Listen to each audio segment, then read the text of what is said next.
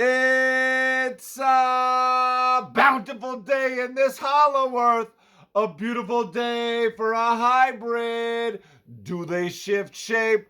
Boy, I feel great. Won't you be my cousin?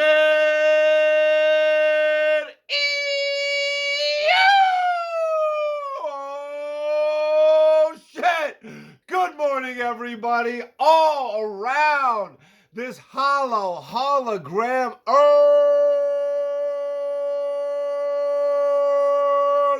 We are here once again on a Friday for the most important meal of the day.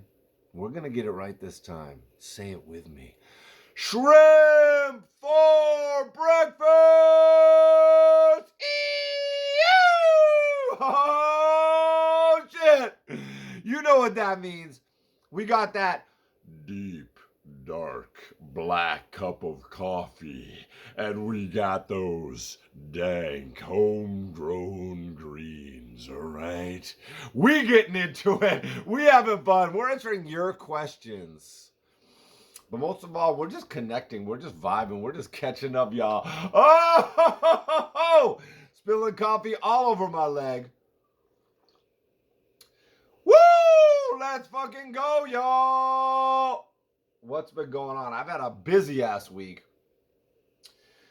I have been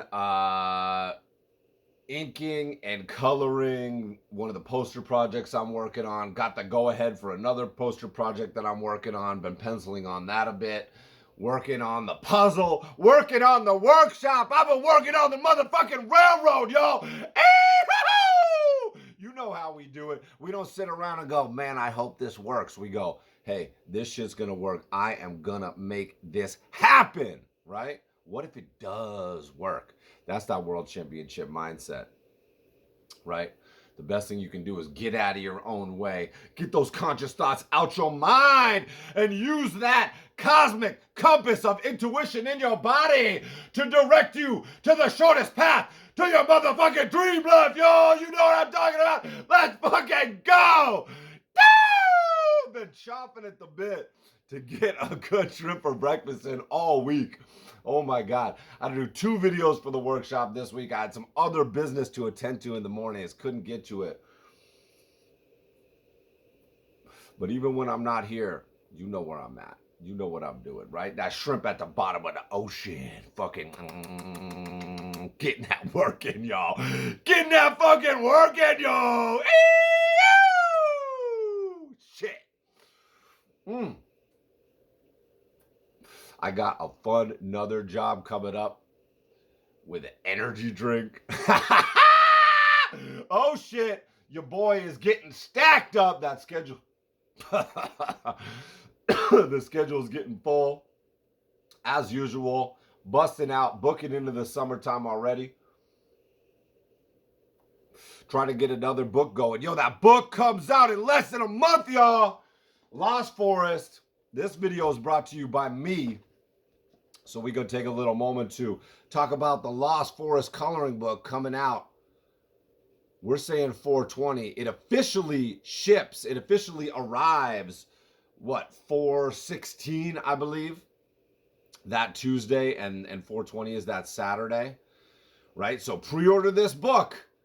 I got a little behind the scenes video. You get a downloadable coloring page when you get that pre-order. If you already pre-ordered it, go ahead to the link in bio on my Instagram or Twitter. It'll take you to that redeem page. You just put in your receipt. You can automatically, instantly get access to a 20-minute exclusive video that I made behind the scenes and that downloadable coloring page, right? And you're going to get the book first. This book is fucking... I'm getting so fucking hyped about seeing this book in real life. Haven't seen it yet. This is the dummy book, of course. But we are putting together, it's developing. I was just talking to them more yesterday. The Galaxy Bookstore here in Hardwick and the Civic Standard here in Hardwick. We're having an absolute blowout collaborative event. Sounds like it's going to happen mostly at the Civic Standard just because we're going to be too big for the bookstore. But the bookstore is going to be there. The bookstore is going to be selling copies of The Lost Forest. We're going to be hanging out. We're going to be coloring at the Civic Standard Community Center. More details developing, but it's going to be a great old 420 hang. Going to be watching Adventure Time. Going to be vibing out. Come on down. Hang with your boy.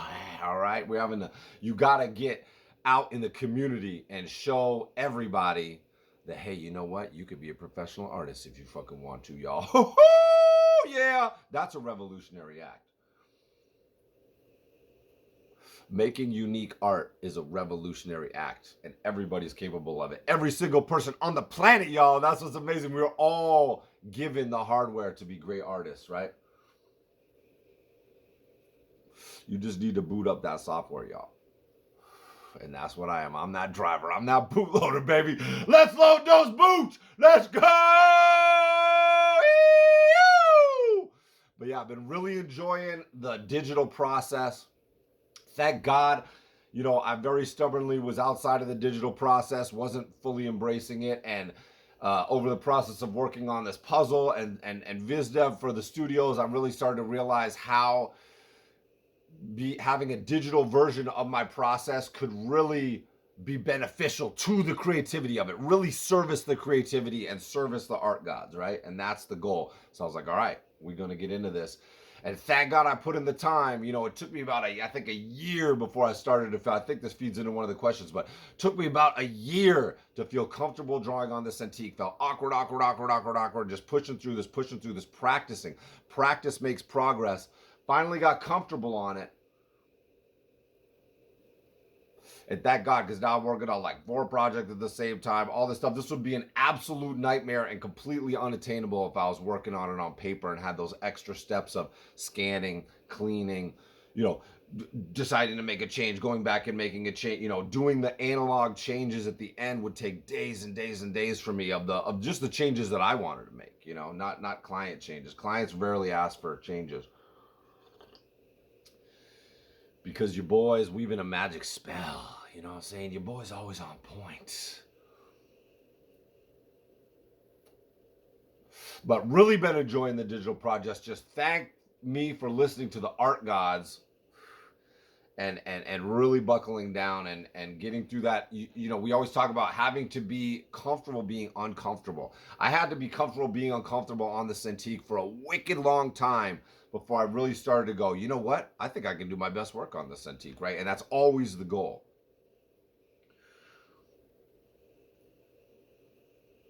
It's never to do it faster to get it off the desk, right? Because I love the process. I fucking soak in the process, right? It's just, does this service the creativity? Is this going to open new avenues to creativity, right? And it absolutely has. And I've said it a million times, but the idea that I can ink and then erase the ink and then color at the same time. Right now I'm like inking and coloring at the same time on this poster piece, and it's like absolutely fucking mind-blowing, dude. It's like, holy shit. Same with the puzzle. And y'all are really gonna fucking love the projects that I'm working on right now. You're gonna be like, oh fucking shit. Oh shit.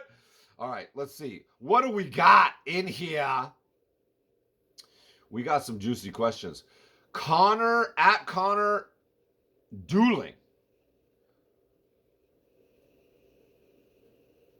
Hi Ghost, I'm a big fan of your art and your dedication to spreading the creative gospel and inspiring artists like me. So thank you infinitely for that. Oh, that reminds me, I'm also speaking at the Vermont Animation Festival a week from today.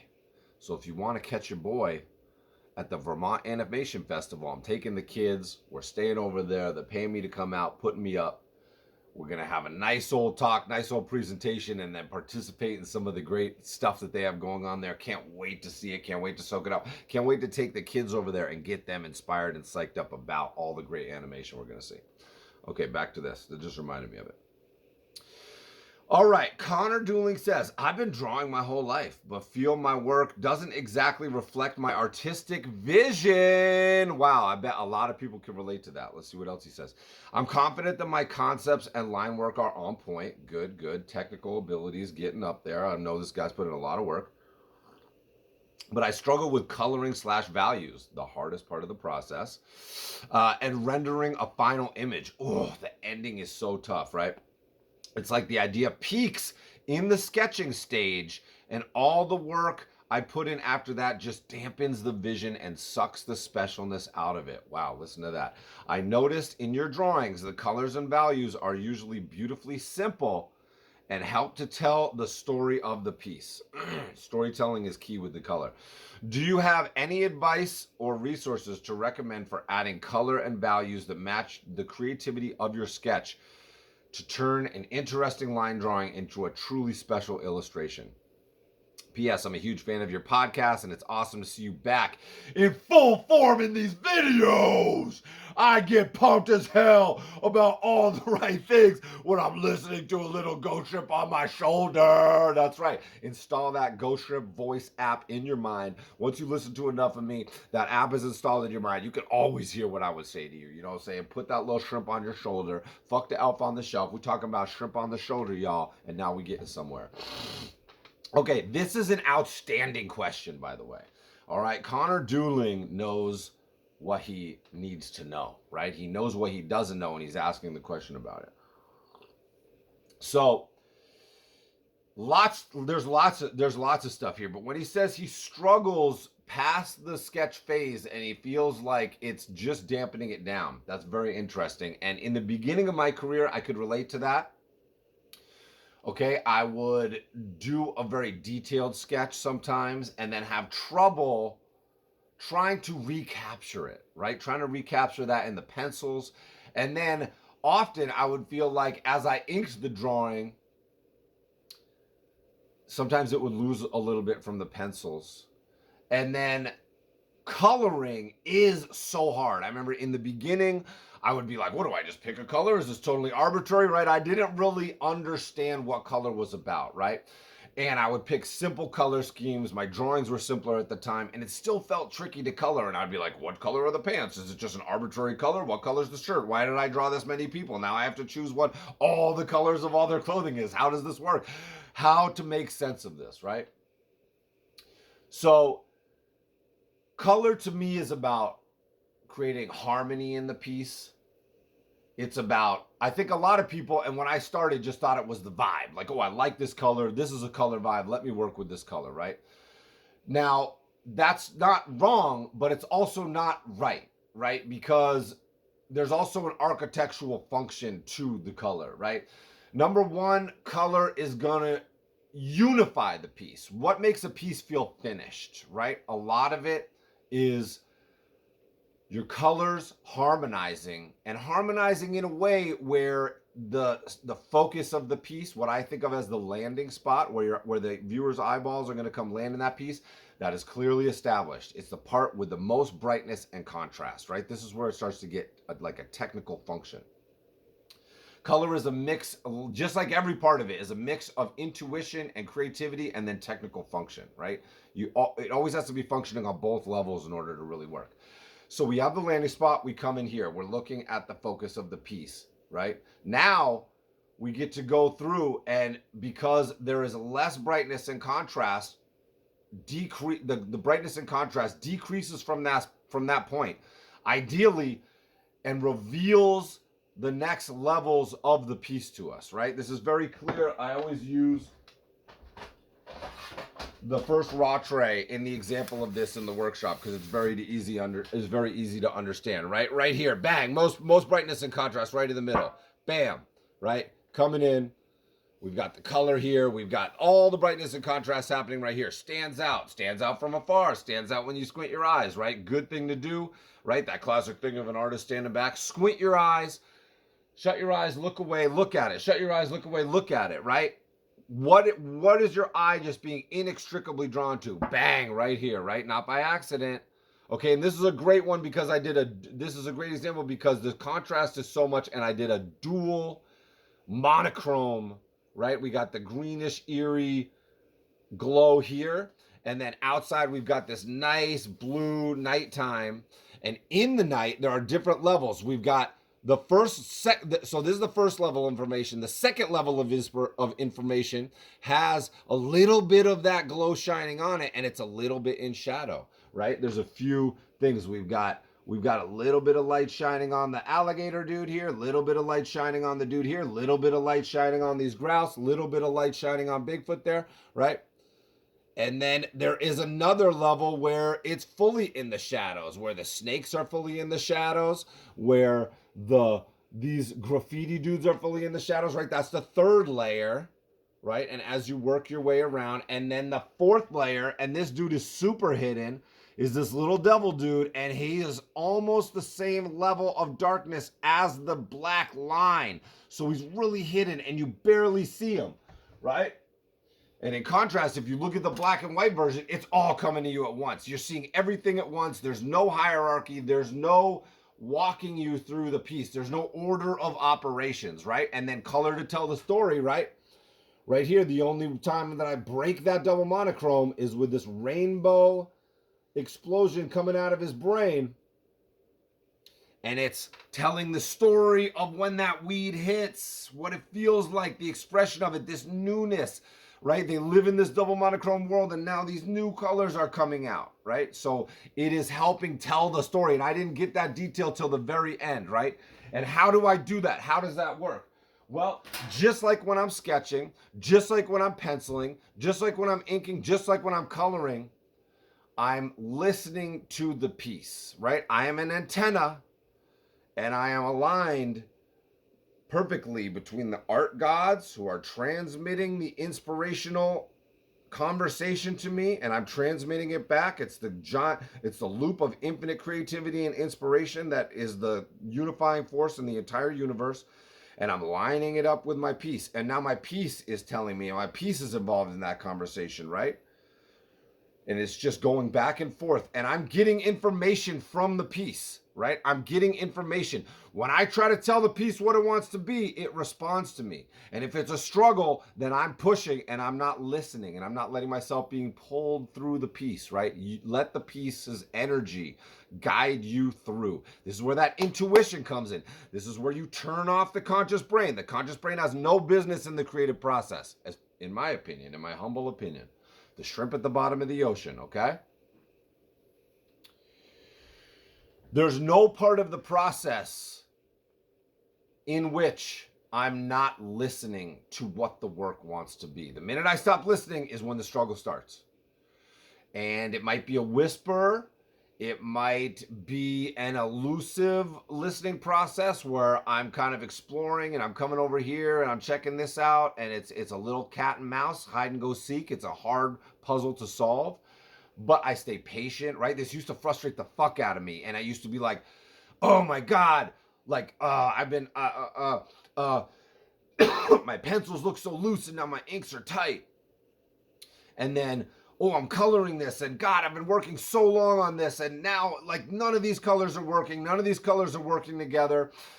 I've been working so hard on this, and I might as well start over. This is a disaster, right? I hear those voices in my head too, and I can still hear them, but I know that that's bullshit. I know that that's the fear, the second guessing. Right now, I don't even listen to it, right? I used to listen to it. It used to trip my ego. I used to be like, oh, what the fuck? No, I'm bad, right? Just go down a total rabbit hole, and what happens? It's like when they press the security alarm and all the doors come down. Now you're locked out of your creativity, right? Nothing less creative than second guessing, than negative self-talk, than a lot of conscious chitter chatter, right?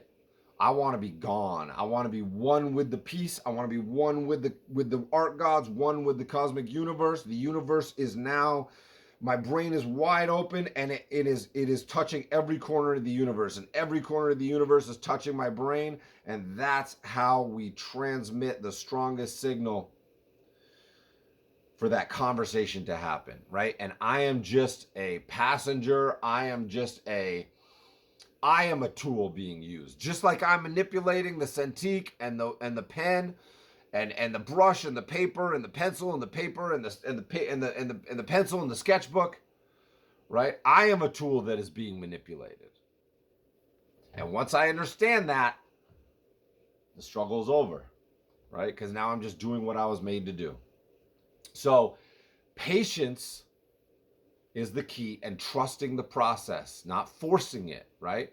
And this is also why I like to work on more than one piece at once, right? I'm more productive when I work on more than one piece at once, because I can jump between the two. Because if I get stuck on one, like you're talking about feeling, then you jump off of it and you start to get some flow on another one, and you get some momentum over here, and at the same time you're kind of looking back at your other piece, checking back in on it, opening up that window again, and all of a sudden, ooh, breakthrough. The piece just told me something. The piece is talking to me. The fresh eyes, the little break, the little mental digestion, right? Taking a bike ride, taking a walk, doing a workout, going for a smoke break, right? There was a time in the beginning of my career when I was on short deadlines for the New York Times, New Yorker, etc., and I felt like I didn't want to smoke when I worked, because if I somehow didn't accomplish what I wanted to in a day, I only had 3 days to do it, so it was very tight. And at that time, I felt like not smoking would be better.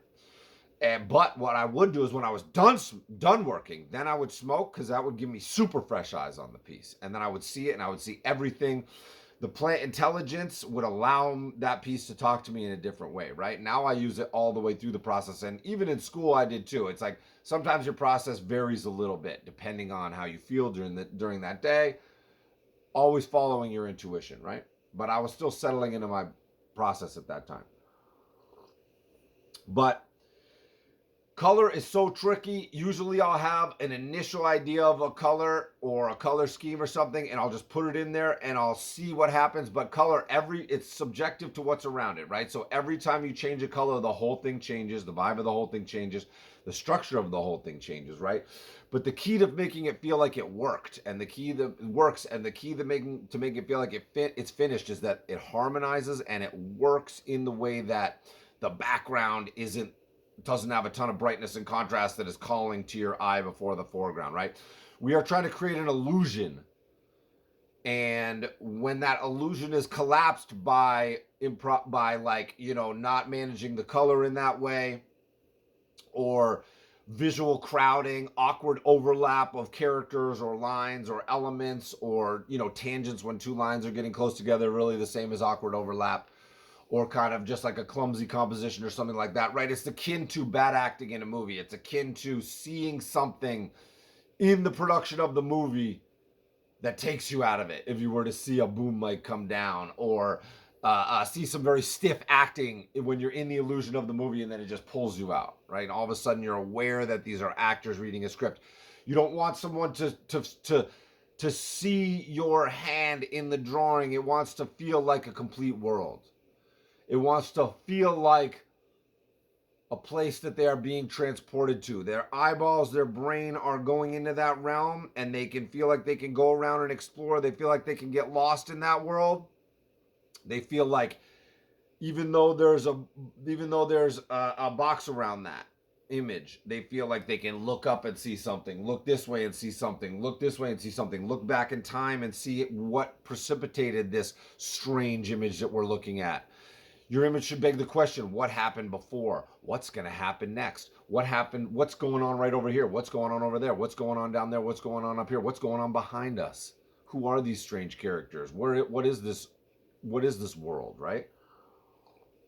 Mystery and intrigue, creating questions. Answers are boring.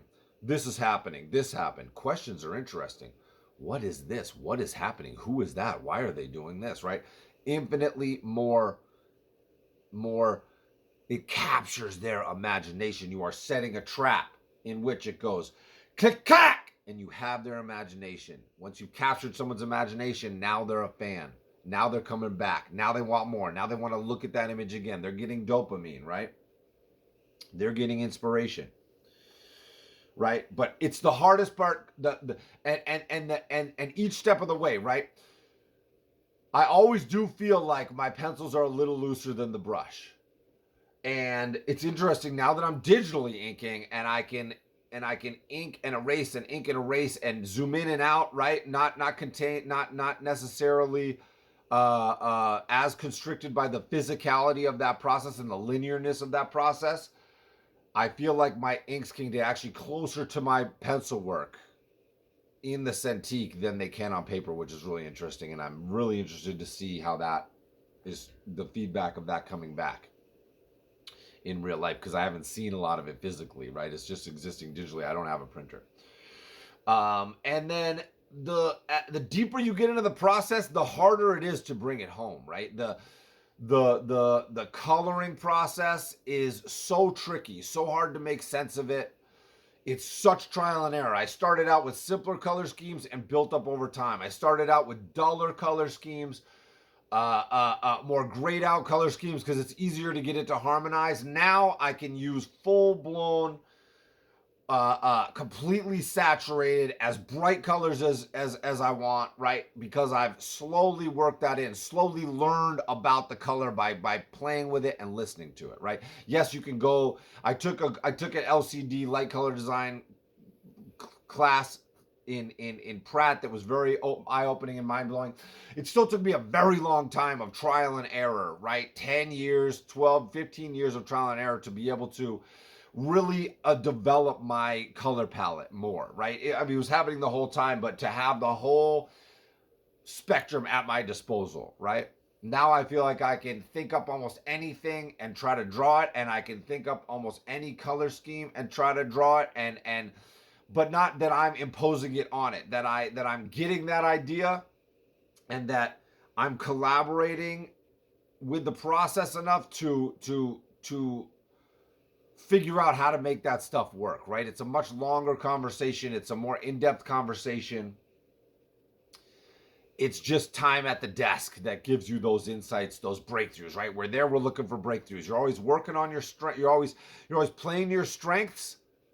You're always saying, what's the most fun thing I can think to do right now? And what am I best at doing? And let me play to that, but let me work on my weaknesses. When I'm coloring, let me start with some unusual colors. Let me start with some really bright colors. Let me start with a color palette I haven't tried yet, right? And when I'm thinking up new stuff, let me try to draw something I've never drawn before, right? What have I never drawn before? There's nothing more fun than realizing there's something you haven't drawn and going in and trying to find it, right? You're building your own vocabulary. You're building your own language in lines, in concept, in color. It all has to work together, right? Great insight that my color is used in the storytelling. That is the best way to use color, right? Not only in the unveiling of the story, but in that way of highlighting the effects, right? And I use that is a great example of it. That's why I use it. But there's all throughout my work, especially my work now, where it's much more complicated and the color schemes get more complicated, right? Now you have to, it's a real challenge, right? But that's the excitement of it, stepping it up. Your creativity and your technical ability leapfrogging one another.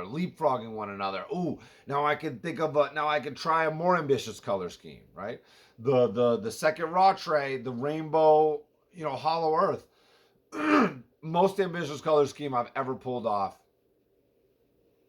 So much going on, so bright, brightness in the back, breaking rules, right?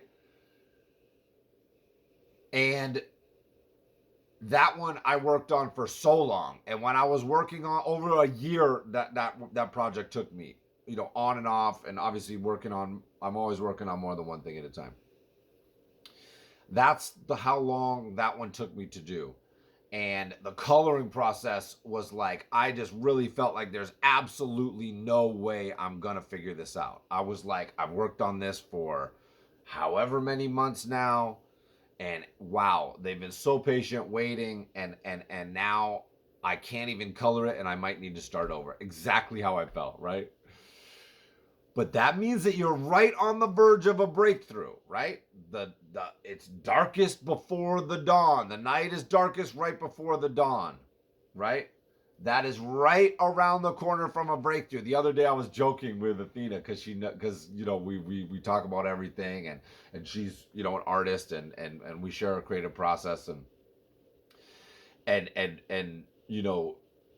I know that now that means that I'm on the verge of a breakthrough. And I told her, well, I feel like this drawing that I'm working on is pretty bad, so I know that it must that I'm right around the corner from this breakthrough that's going to make it great. And what what your brain is really telling you when your ego is reacting that way and it's so bad and I'm never going to finish it, and that defeatist mentality comes in, that ego comes in and starts chirping on you, that conscious mind starts trying to trip you up, right? That is that insecurity coming in. But what your brain is really trying to tell you is this is good, but something great is right around the corner, right? And that's what you always got to remember.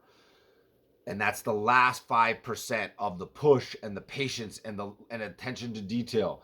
And that means that you are about to make that amazing breakthrough and take something from being good to being great. And that last 1% of that 5% is even the most, right? Not just going, okay, this is good enough, it's done. No, going, sleeping on it, getting fresh eyes on it that next morning and going, what could I tweak? What little correction could I tweak to make this thing work that much better? And there we go, y'all. A little fucking shrimp for breakfast on a Friday, going into St. Patty's Day weekend, y'all. We're gonna have a rip-roaring good time this St. Patty's Day. You better believe it. And I hope to see you next week with another yummy, dripping, juicy, tasty shrimp for breakfast, y'all!